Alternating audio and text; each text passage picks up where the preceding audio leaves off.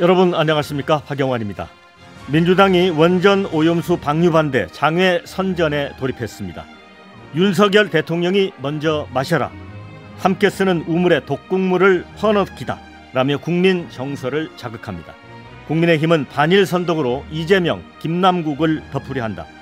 문재인 정부 때도 국제원자력기구 적합성 절차에 따른다고 했다며 말 바꾸기를 비난합니다. 사실과 과학의 문제가 정치 공세의 재료가 되고 말았습니다. 국론이 양분됐던 광우병, 사드 사태의 악몽이 떠오릅니다.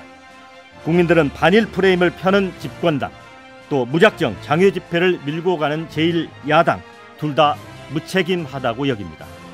최근 여론조사에서 두 당의 비호감도는 60%나 됐습니다. 정쟁에 짜증난 국민들이 보내는 마지막 경고입니다. 시사 1번지 출발하겠습니다. 네, 5월의 마지막 월요일 시사 1번지 1부는 박지원 전 국정원장에게 듣는다 코너로 문을 열겠습니다. 자, 원장님 어서 오십시오. 오랜만입니다. 네, 우리 저는 박영환 KBS 본부장의 낭낭한 음성을 이 KBC 박영환의 시사 1번지에서 들을까 꿈에도 생각지 못했는데 오늘 듣네요. 감사합니다. 근데 저는 이제 원장님 호칭보다 김대중 대통령 시절의 마지막 비서실장 이런 느낌이 더 강하거든요. 그것을 제일 좋아합니다. 네. 예. 자, 이제 오늘도 이제 시원한 이 박지원 스타일의 평론 기대를 하겠고요.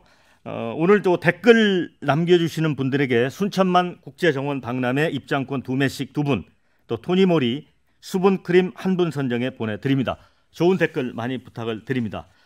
자, 첫 질문은 이게 좀 까다로운 질문일 수도 있고 좀 아니 까다로운 한데, 질문 전에 제가 먼저 한 말씀 할게요. 그러시죠. 지금 후쿠시마 네. 오염수 방류에 대해서 네.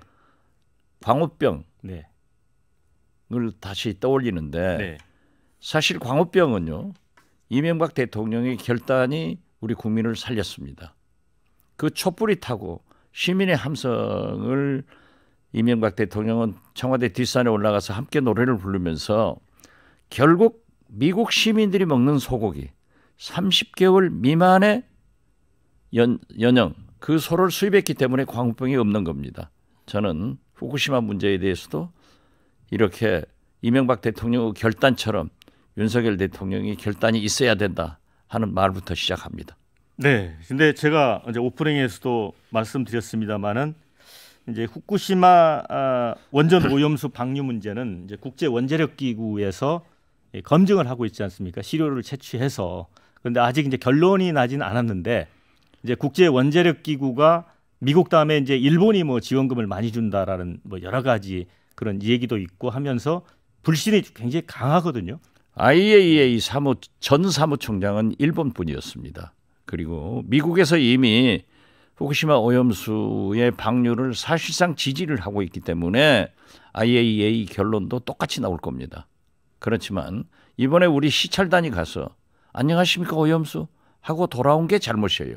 검증을 철저히 해서 우리 국민들을 안심시킬 수 있는 조치가 있어야 된다. 저는 그렇게 봅니다. 근데 저는 이제 일본이 이제 원전 오염수를 방류하지 않는 게 사실은 이 태평양 연안 국가 모두에게 좋은 일일 것 같습니다. 그런데 일본으로서는 어쨌든 이제 국제 원자력 기구의 적합성 절차에 의지해서 이제 문제를 풀어가고 있고, 지난번에 이제 한미일 G7 회의에서도 국제 원자력 기구의 어떤 절차가 어떤 합리적인 수준을 거쳐서 결정되면 거기에 응하겠다 이런 식으로 나왔거든요.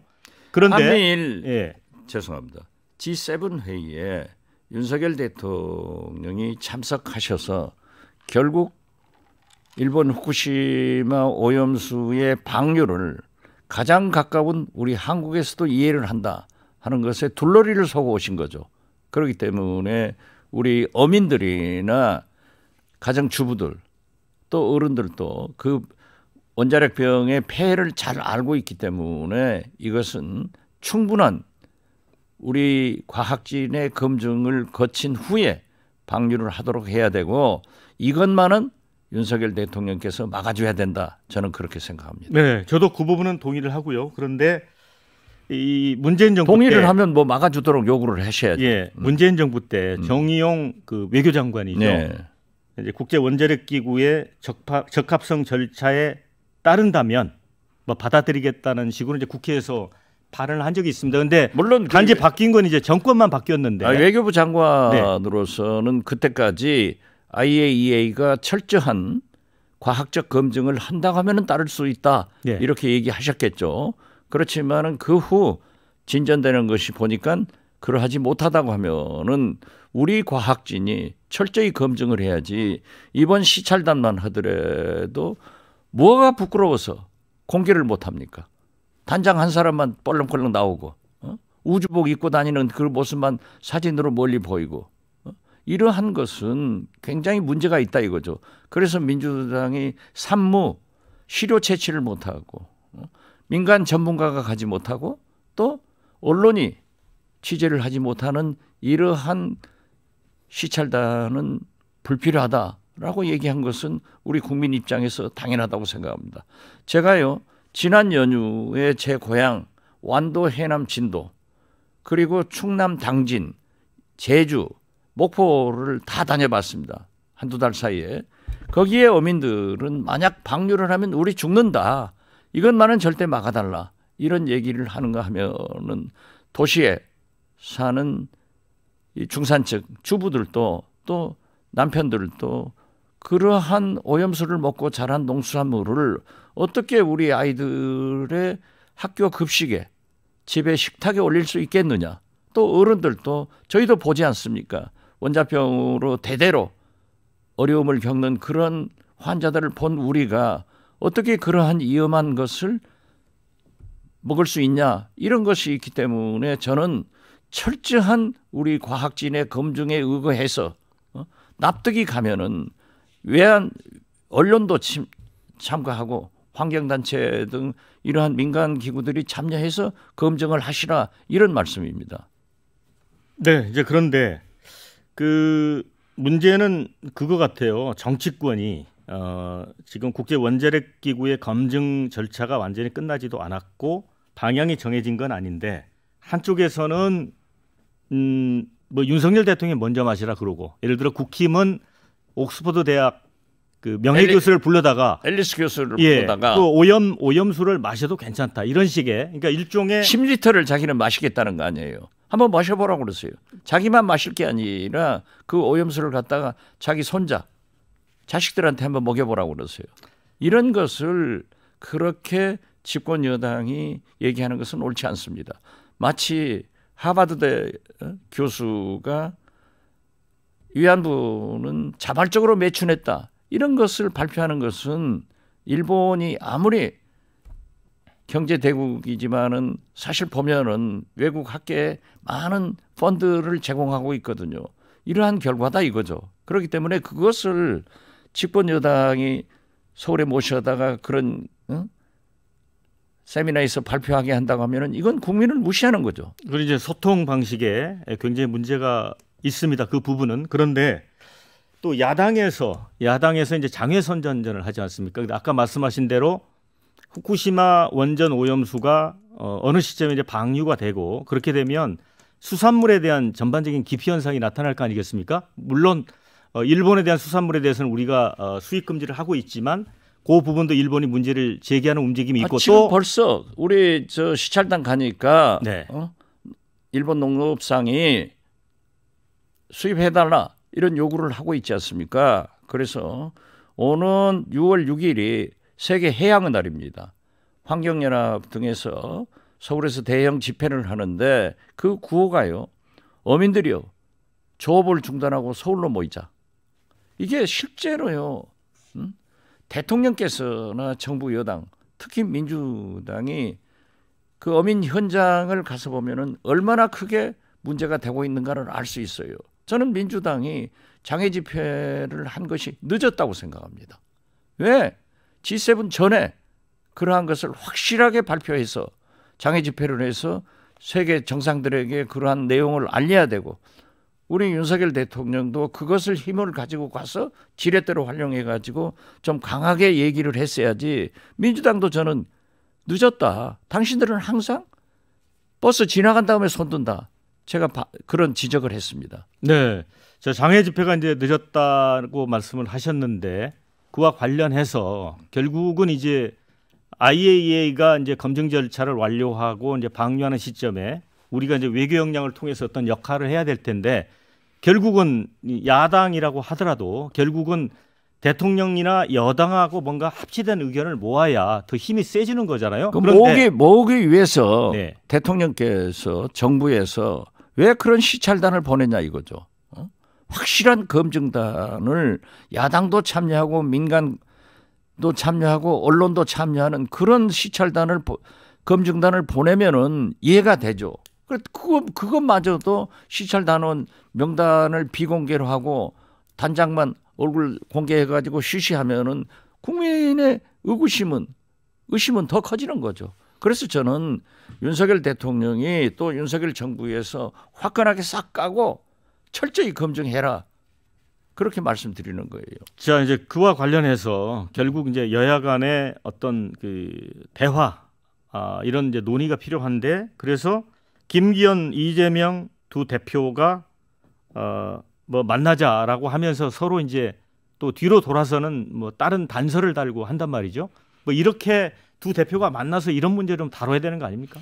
저는 두 대표가 다룰 문제가 아니라 네. 국민이 요구하는 그런 검증단, 그런 검증을 겪을 때 우리 국민들이 안심할 수 있다 이런 말씀을 드리고요. 저는 김기현 대표가 이재명 대표에게 밥 한번 먹자 하고 대화 제의를 했는데 이재명 대표가 거부한 것은 저는 잘못이라고 생각해요. 이재명 대표가 왜 그렇게 옹졸합니까? 대화를 제의했으면 만나는 거죠. 또 만나서 얘기를 들어보는 것이 가장 중요한데 이제 와서 무슨 뭐 이런 TV 토론을 하자 뭐 하자 하는 것도 좋지만은 저는 여야가 협치를 위해서 대표끼리라도 대통령이 안 만나주면은 대표끼리라도 만나야 되고 원내대표도 대통령이 만나자고 하면 만나서 얘기하는 것이 듣고 민주당의 입장을 확실하게 얘기해 주는 것이 필요하다. 그래서 저는 두 대표가 만나는 것은 아주 잘하는 일이다. 이렇게 평가하고 이재명 대표도 사족 달지 말고 만나라. 그렇게 말씀드립니다. 그래서 사실은 이제 그 제가 청와대 출입 기자 할 때 그때 이제 김대중 대통령께서는 이제 이회창 총재하고도 이제 그때는 영수회담이라고 그랬죠. 그렇죠. 그다음에 전두환 전 대통령도 초대를 했어요. 그렇죠. 그렇죠. 그 어쩌면 그때 청와대 출마했어요. 제가 청와대에 있었으니까 잘 알잖아요.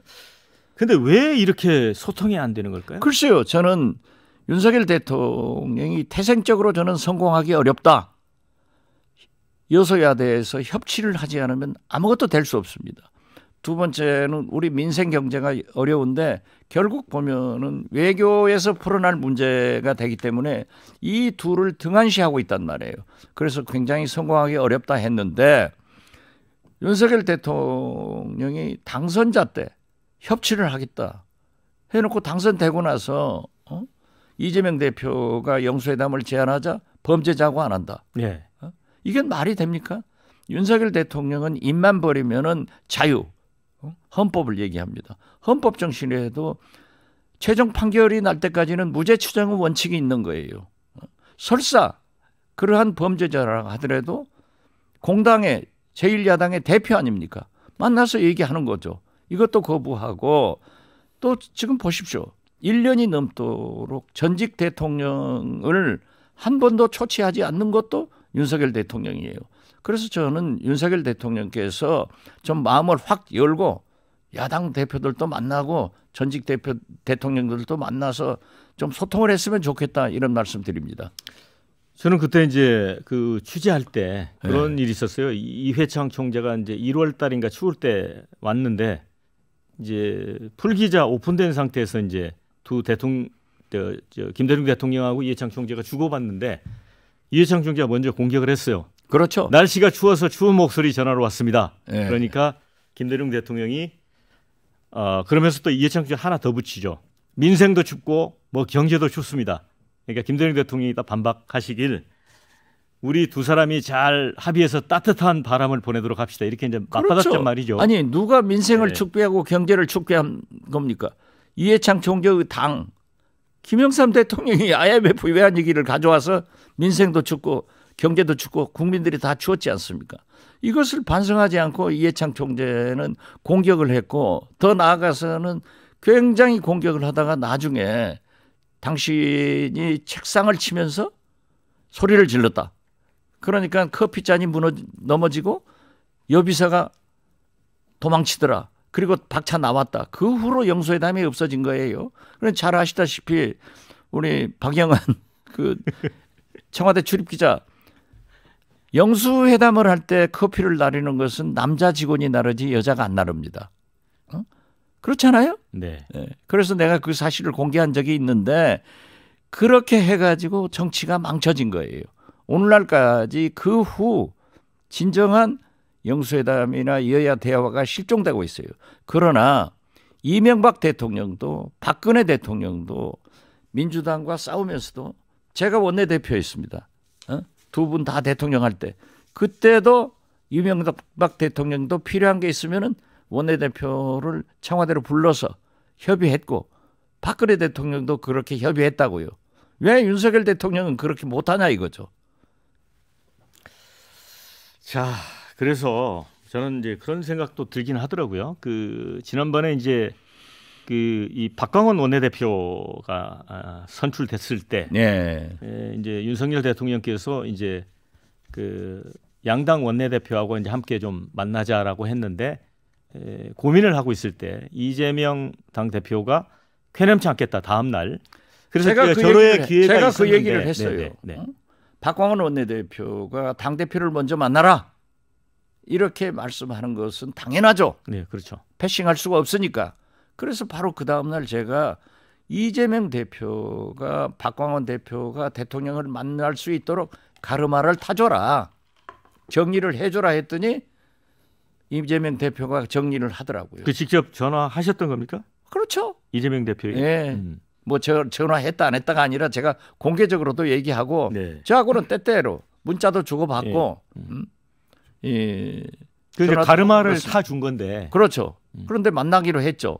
그런데 아직까지 만나지 않았는데 최근에 다시 만날 수 있다 이런 것을 보고 또 박광원 대표로서는 그렇죠. 아무래도 당 대표가 대통령을 만나자고 그렇게 요구를 해도 범죄자라고 해서 안 만나는데 자기가 벌써 만나면은 그것도 문제가 있기 때문에 그러한 것을 얘기하고 있는 것으로 알고 있는데 저는 그것도 이재명 대표가 가르마를 탔으니까 박광원 대표도 대통령을 만나서 대통령의 말씀을 듣고 또 박광원 대표가 하고 싶은 민주당의 목소리를 대통령께 하는 게 원칙이에요. 저도 정치는 그렇게 대화를 하는 거예요. 예, 그 부분에 동의합니다. 그러니까 박광원 원내대표가 대통령을 만났어야 돼요. 만나요. 지금도 만날 그 길이 있으니까 만나라 이거예요. 근데 이번에 이제 김진표 국회의장이 또 이제 상임위원장하고 그다음에 양당의 원내대표하고 이제 대통령의 그 의중을 이제 받아들여서 추진을 했는데 그게 또 무산됐잖아요. 아니 글쎄. 그것은 김진표 의장으로서는 상임위원장 국회이기 때문에 같이 할 수도 있지만은 박광원 원내대표는 다수의 분들과 얘기를 하는 것은 부적절하다. 저는 그래서 대통령께서 말씀하신 대로 나는 김진표 의장이 왜 그런 총대를 메고 있는지 모르겠어요. 뭐 양당 원내대표하고 대통령하고 만나도록 놔두지 왜 또 거기다 상임위원장을 끼워줘요? 그것은 나는 잘못이라고 생각합니다. 저는 그러면 다자 대화가 되면 그렇죠. 속내 얘기를 못 하는 거예요. 네네네. 저는 또 그런 생각도 들었어요. 사실 이제 김대중 전 대통령하고 이해창 총재가 주고받는 이제 뼈 있는 말을 보면서 윤석열 대통령이 뭐 범죄자 피의자이기 때문에 만날 수 없다라는 그런 입장이라면 두 분이 만나서 아니 이재명 대표님 요즘 힘드시죠? 뭐 재판 받는 게 참 힘들지 않겠습니까? 이렇게 한마디 던져도 되는 거 아니에요?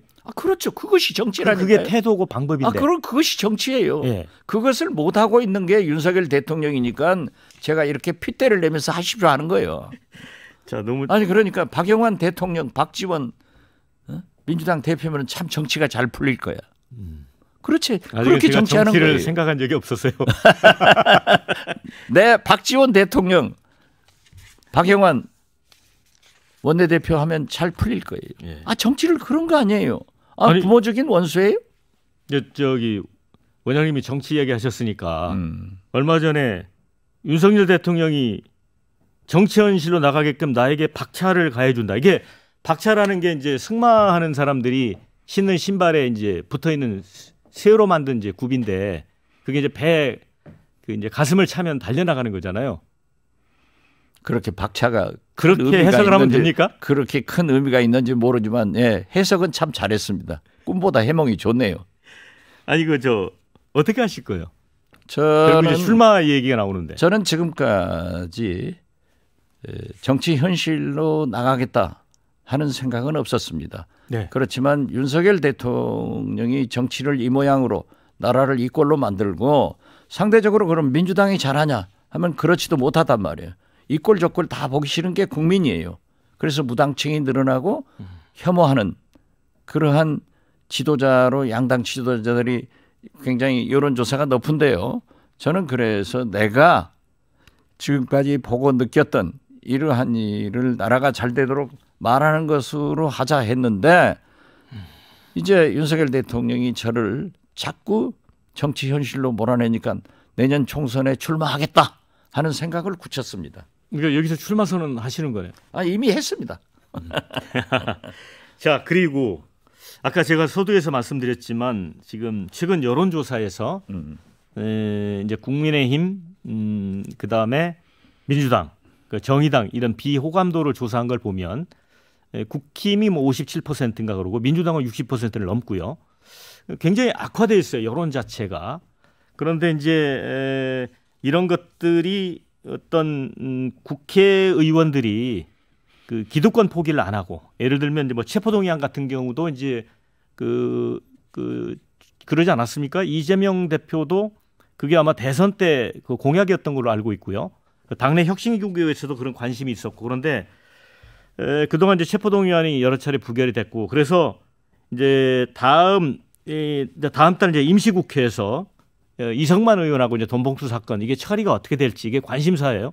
네. 어떻게 될 것 같습니까? 저도 그걸 보는데요. 사실 한 2, 3개월 전에 갤럽 여론조사에 윤석열 대통령의 비호감도가 69%였어요. 네. 이재명 대표의 비호감도가 69%. 두 분이 똑같더라고요. 이것은 지난 대통령 선거 때도 좌우를 겨루는 두 후보가 비호감도가 굉장히 높아요. 네. 그래서 비호감도가 적은 사람이 대통령 되는 꼴이 됐어요. 즉 선거는 나쁜 놈 중에서 덜 나쁜 놈 된다고 하는데 딱 그 꼴이 됐단 말이에요. 지금 1년간 그것이 계속되고 있는 것은 윤석열 정치, 이재명 정치가 국민으로부터 전혀 기대를 받지 못하고 있다. 그래서 지금 현재도 그러한 현상이 나타나요. 자, 후쿠시마 오염수 방류를 환경연합에서 여론조사를 해보니까 80% 이상이 우리 국민이 반대해요. 그런데 강행하려고 하는 윤석열 정부에 대해서 호감도가 있겠습니까? 지금 바로 지적한 민주당은 이재명 대표의 사법 리스크도 있지만은 돈봉투, 김남국 의원의 코인, 전남도당의 비리, 그리고 최근에 부천시의원들의 성폭행 이런 악재가 겹치는 거예요. 그렇죠. 재수가 없으면 꼭 그런 나쁜 일이 생겨요. 그렇기 때문에 우리 국민들이 윤석열도 싫고 이재명도 싫다. 국민의힘도 싫고 민주당도 싫다. 이런 것이 팽배해 있는 것이 굉장히 큰 문제니까 저는 제가 속해 있는 민주당부터 국민을 향해서 개혁하고 혁신해라. 이런 얘기를 하는 겁니다. 그렇지만은 최종적으로 우리 국가를 이끌고 갈 책임은 윤석열 대통령께 있기 때문에 윤석열 대통령이 좀 여야 소통도 하고 국민의 아픔이 어디에 있는가 민생 경제를 위해서 외교도 좀 잘해줬으면 좋겠다 이런 희망이 있는데요. 지금 민주당의 돈봉투 두 의원에 대해서 저는 제가 원내대표를 3번 했습니다. 네. 그러면서도 국회의원은 국민의 대표다. 그런데 본인이 부인한다고 하면은 검찰의 칼에 맡길 게 아니라 사법부의 재단에 맡기자. 그래서 저는 국민의힘 전신 의원들의 체포 동의안을 부결시켜준 바가 있어요. 그러나 다 유죄 판결이 나더라고요. 아무 이상이 없어요. 그렇기 때문에 저는 꼭 체포 동의안에 동의를 해서 구속되어야 그것이 원칙이다 하는 것은 아니라고 생각합니다. 그래도 삼권 분립에서 국회의 권위를 세워주는 것도 좋다 하는데 이번 돈봉투 문제에 대해서는 제가 맨 먼저 육성 녹음이 나왔는데 없는 것처럼 무슨 파일이 3만 개. 한동훈 검찰총 법무부 장관 욕하고 네. 검찰 욕하는데 그 사람들이 무슨 성대묘사하는 성우를 가지고 녹음을 만들었느냐. 그러지 마라. 그래서 자진 탈당을 하고 지금 왔는데 저는 그 체포 동의안 내용을 잘 보지를 못해서 모르겠습니다만은 저는 국회에서 적절한 판단을 해줘야 된다. 그러나 정치는 내 생각이 중요한 게 아니라 김대중 대통령이 말씀한 대로 국민의 생각이 중요하기 때문에 국회에서 국민의 생각을 존중하는 그런 결정을 해라. 그렇게 말씀드립니다. 네. 자, 이제 마무리할 시간이 다 됐는데 요새 이제 여론조사 보면 이 광주 전남 지역에서 민주당 지지율이 많이 폭락했잖아요. 나빠요. 예. 근데 저도 현지감 느끼십니까? 31일 날 광주에서 네네. 자, 마무리 될 시간이 돼서 청년 백인 포럼 초청 다음에 나빠요. 초대해서 듣도록 하겠습니다. 예. 자, 1부는 여기서 마치도록 하겠습니다. 저는 2부에서 다시 찾아뵙도록 하겠습니다.